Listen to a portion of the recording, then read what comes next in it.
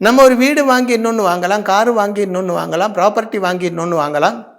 ஆனால் கல்யாணம் பண்ணிட்டு இன்னொன்று பண்ணுறதுன்னு சொல்லும்போது அந்த வாழ்க்கை நல்லதாக இருக்காது, சீரழிஞ்ச வாழ்க்கையாகத்தான் இருக்கும், பரஸ்பரம் சந்தேகமுள்ள வாழ்க்கையாகத்தான் இருக்கும்.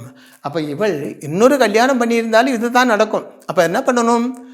இன்னும் ஒரு இப்படியெல்லாம் உண்டாகிறதுக்கு என்ன காரணம் என்றால், இந்த பொண்ணோட பேரண்ட்ஸ் ஜாதகத்தில் 5ஆம் இடத்தில் ராகு இருக்கு. அப்போது பேரண்ட்ஸோட முன்ஜென்ம பாபதோஷம் இவளுக்கு இப்படி இந்த தோஷங்களால் பாதிக்கிறது. ப்ளஸ்ஸு நிறைய படிச்சிருக்கு, ஆனால் அது கொண்டு எந்த உபயோகமும் இல்லை.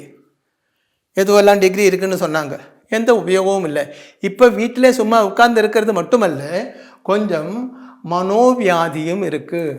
அது சந்திரனோடு சேர்ந்து மாறி இருக்கிறதுனால அந்த மனோவியாதியும் இருக்குது.